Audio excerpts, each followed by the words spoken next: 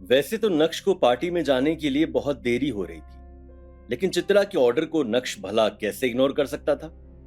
तुरंत ही नक्श चित्रा के सामने जाकर खड़ा हो गया और चित्रा के बोलने का इंतजार करने लगा।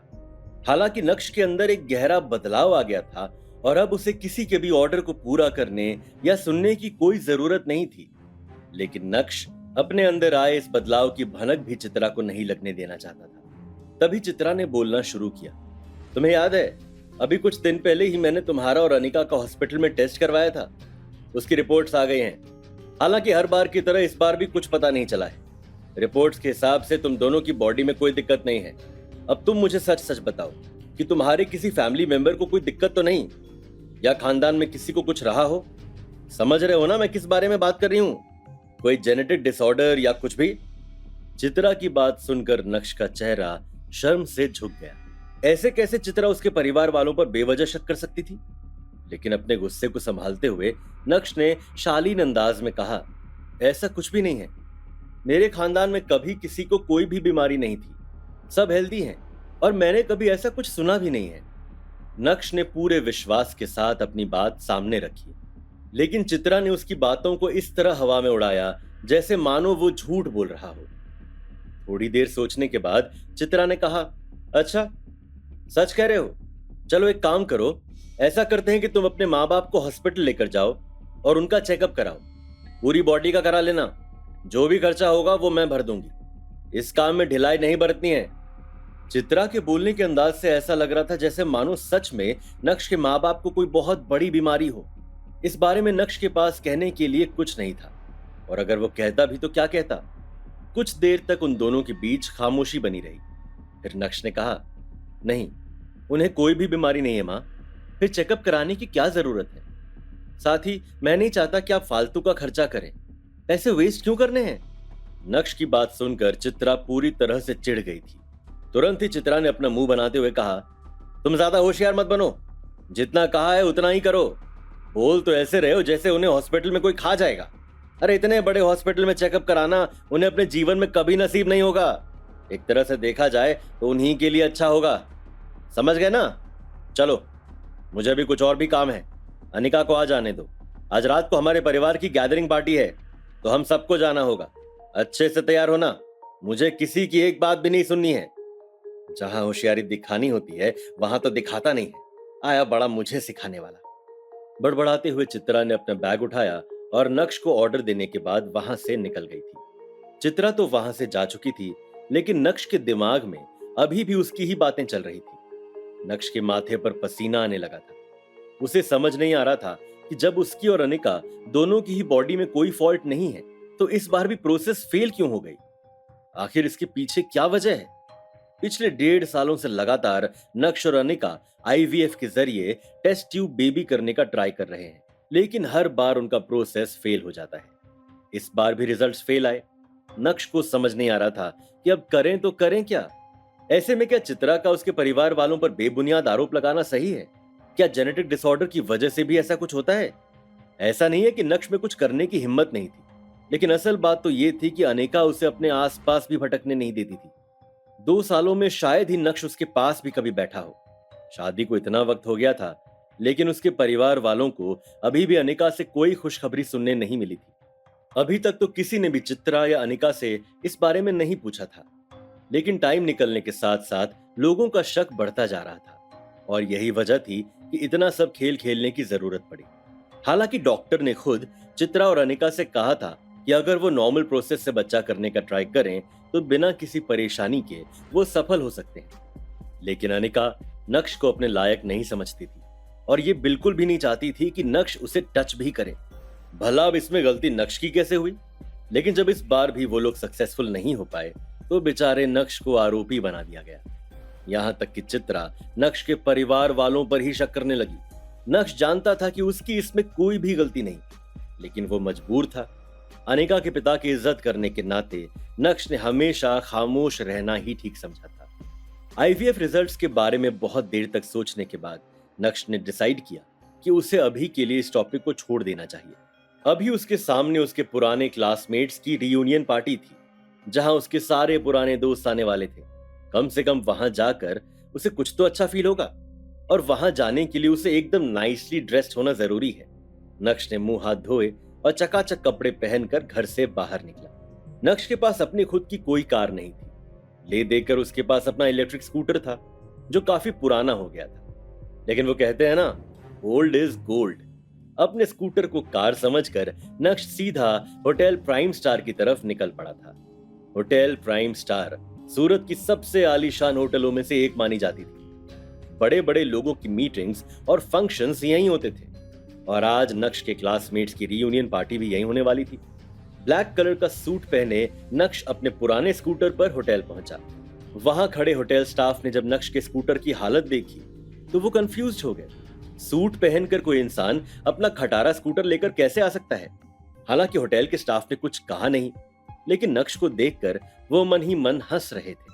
अपने स्कूटर को होटल की पार्किंग में लगाने के बाद नक्श मिरर में अपनी शक्ल देखने लगा। अपने बालों को संवारने के बाद नक्श के कदम सीधा होटल के अंदर की तरफ बढ़ने लगे थे। अभी नक्श होटल के अंदर जाने ही वाला था कि तभी उसे पीछे से किसी ने आवाज दी, ओए नक्श, रुक जा भाई, मेरा भी इंतजार कर ले। उस आवाज को सुनकर जैसे ही नक्श ने पीछे मुड़कर देखा तो उसके सामने एक लाल मर्सिडीज खड़ी थी, जिसकी खिड़की में से एक लंबे बाल वाला हैंडसम लड़का उसे देखकर दांत निकाल रहा था। उस लड़के को देखते ही नक्श खुश हो गया और उसकी खुशी साफ बता रही थी जैसे उसने कई दिन बाद अपने दोस्त को देखा था। तुरंत ही नक्श के कदम उस लाल मर्सिडीज की तरफ बढ़े और खुशी से झूमते हुए नक्श ने चिल्लाते हुए कहा, अरे हर्ष, तू केम छो भाई, केम छो? हर्ष नक्श का ही क्लासमेट था और स्कूल का स्पोर्ट्स कैप्टन था। लंबा और हैंडसम होने के कारण लड़कियों में उसके खूब चर्चे रहते थे। यहां तक कि बड़ी क्लास की लड़कियां भी उसे दोस्त बनाना चाहती थी। उसकी दीवानगी की कोई कमी नहीं थी। अभी भी उसके पीछे कई लड़कियां पड़ी थी, लेकिन हर्ष हर किसी को घास नहीं डालता था। नक्श एक नॉर्मल इंसान की तरह ही उससे मिलना चाहता था, इसलिए अपनी तरफ से कोई दिखावा ना करते हुए उसने हर्ष से कहा, कितने दिनों बाद मिले यार, तेरी कार तो बहुत बढ़िया लग रही है, कितने की ली? हर्ष ने हवा में हाथ हिलाते हुए कुछ इस तरह नक्श की बात का जवाब दिया जैसे मानो उसे उसकी परवाह ही ना हो। अरे ज्यादा महंगी नहीं है, बस 50 लाख की है। अपनी अमीरी का दिखावा करने के बाद हर्ष ने अपनी नजर यहां वहां घुमाई, तभी उसकी नजर साइड में खड़े पुराने से स्कूटर पर पड़ी, जिसे देखकर पहले तो उसने अपना मुंह बनाया और फिर अपने चेहरे पर हल्की सी मुस्कान बिखेरते हुए नक्श की तरफ देखते हुए बोला, नक्श, तू यहां कैसे आया? मैं, वो देख साइड में जो खड़ा है ना, मेरा हवाई स्कूटर, उसी से आया हूं। अभी कुछ दिन पहले ही सर्विसिंग करवाई है, मस्त हवा से बातें करता हुआ चलता है, टेस्ट ड्राइव लेगा क्या? ये बोलते हुए नक्श ने हर्ष की आंखों में देखकर अपने स्कूटर की चाबी हर्ष की तरफ बढ़ाई। नक्श की इस हरकत को देखकर हर्ष को हंसी आ गई और वो कार से उतरते हुए बोला, अरे नहीं, अभी नहीं, फिर कभी, चलो अंदर चलते हैं, सब लोग इंतजार कर रहे होंगे। जैसे ही नक्श और हर्ष अंदर पार्टी हॉल में पहुंचे, वैसे ही सारे जूनियर्स ने हर्ष को घेर लिया और ग्रीट करने लगे। इस दौरान हर्ष ने नक्श को कब साइड में कर दिया, नक्श को पता ही नहीं चला। ये देखकर एक पल के लिए नक्श को काफी बुरा लगा, क्योंकि वो बड़ी उम्मीद के साथ अपने दोस्तों से मिलने आया था। निराश होकर उसने मन ही मन सोचा कि उसके लिए तो एक कोना ही ठीक है, और फिर वो कोने में रखी चेयर पर जाकर बैठ गया। कुछ देर तक नक्श ने अपने आप को मन ही मन कोसा कि वो यहाँ क्या लेने आया है, लेकिन फिर जब वहां बैठे बैठे बाकी लोगों को देखा तो मन ही मन सोचने लगा कि यहाँ मौजूद जितने भी लोग एक दूसरे की वाहवाही कर रहे हैं, ये बस एक दिखावा है, बाकी कुछ नहीं। कम से कम नक्श के साथ जो हुआ वो एक सच्चाई तो थी। अगर इंसान अपनी जिंदगी में बेबस और लाचार हो जाए तो दुनिया उसके साथ कैसा सलूक करती है, ये बात नक्श अच्छी तरह से जानता था।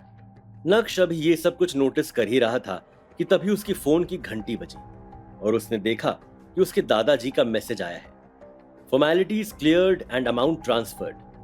अब इसे टोकन ऑफ लव कहें या फिर भानुशाली ग्रुप को नक्श की जरूरत। नक्श के अग्रीमेंट लेटर के हिसाब से भानुशाली ग्रुप को 24 घंटों के अंदर नक्श के अकाउंट में 2 करोड़ रुपए डालने थे, वरना नक्श और भानुशाली ग्रुप के बीच का अग्रीमेंट फेल हो जाता।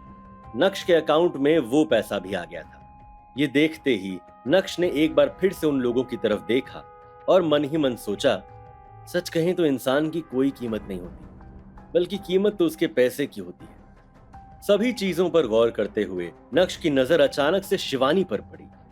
अगर हर्ष ने नक्श के साथ ऐसा व्यवहार नहीं किया होता तो शायद वो शिवानी से दूर ही रहने की कोशिश करता, लेकिन बाकी लोगों के बर्ताव की वजह से अब वो उस पार्टी में मौजूद सभी लोगों का टेस्ट लेना चाहता था, देखना चाहता था कि आखिर इनमें से कौन सच्चा है और कौन बेईमान है। तभी नक्श चेयर से उठा और बार काउंटर की तरफ चला गया। वहां से उसने एक वाइन का ग्लास उठाया और धीरे धीरे शिवानी की तरफ बढ़ने लगा। जैसे ही वो शिवानी के पास पहुंचा, उसने वो वाइन का ग्लास शिवानी की तरफ बढ़ाते हुए कहा, कैसी हो शिवानी? शिवानी ने नक्श की तरफ देखा और कुछ बोलने ही वाली थी कि तभी उसकी एक फ्रेंड ने उसके गले में हाथ डालते हुए कहा, हे गाइस, हाल चाल तो होते रहेंगे, अभी की लेटेस्ट न्यूज के बारे में तो आप लोगों को कुछ पता नहीं होगा। शिवानी की दोस्त ये बात वहां मौजूद सभी लोगों को सुनाते हुए कह रही थी। तभी उसने अपनी बात को जारी रखते हुए कहा, भाई साहब, ताजा खबर यह है कि हमारी शिवानी भानुशाली ग्रुप के साथ कॉन्ट्रैक्ट साइन करने वाली है। और ये बात तो सब जानते हैं कि भानुशाली ग्रुप यहाँ की कितनी बड़ी कंपनी है। कॉन्ट्रैक्ट साइन होते ही हमारी शिवानी सुपरस्टार बन जाएगी। भानुशाली ग्रुप फिल्में भी प्रोड्यूस करते आए थे, न जाने कितनी ही हिट्स दे चुके थे। और अगर भानुशाली ग्रुप शिवानी को एज एन एक्टर मौका देने वाले हैं, तब तो इस बात में कोई दो राय नहीं कि शिवानी का फ्यूचर बड़ा ही ब्राइट होगा। उस लड़की की बात सुनते ही सभी लोगों का ध्यान शिवानी की तरफ चला गया। सब लोगों को पता था कि शिवानी जहां जाने वाली है वो कोई छोटा प्लेटफॉर्म नहीं है। ऊपर से शिवानी की खूबसूरती और उसका टैलेंट देखने के बाद उसका स्टार बनना तो तय था। क्या शिवानी भानुशाली ग्रुप के साथ कॉन्ट्रैक्ट साइन करने वाली है? लेकिन उस कंपनी का होने वाला सीईओ तो उन्हीं के पास बैठा है। अब ये जानकर नक्श की तरफ से कैसा रिएक्शन आएगा? क्या नक्श शिवानी को अपनी रियलिटी बताएगा या फिर वो शिवानी का भी टेस्ट लेगा और उसके बाद असली मजा चखाएगा? क्या इस पार्टी में सभी लोग नक्श का मजाक बनाने वाले थे? अगर ऐसा हुआ तो नक्श क्या करेगा? क्या इस पार्टी में कुछ ऐसा होगा जिससे नक्श किसी उलझन में फंस जाएगा? क्या नक्श अनिका की फैमिली गैदरिंग का हिस्सा नहीं बनेगा? उस रेयर डायमंड नेकलेस का क्या यशवर्धन समय पर नक्श की डिमांड पूरी कर पाएंगे? जानने के लिए देखिए अगला एपिसोड सिर्फ पॉकेट एफएम के यूट्यूब चैनल पर, और इंस्टा एम्पायर के सारे एपिसोड सुनने के लिए डिस्क्रिप्शन में दी गई लिंक से डाउनलोड कीजिए पॉकेट एफएम ऐप।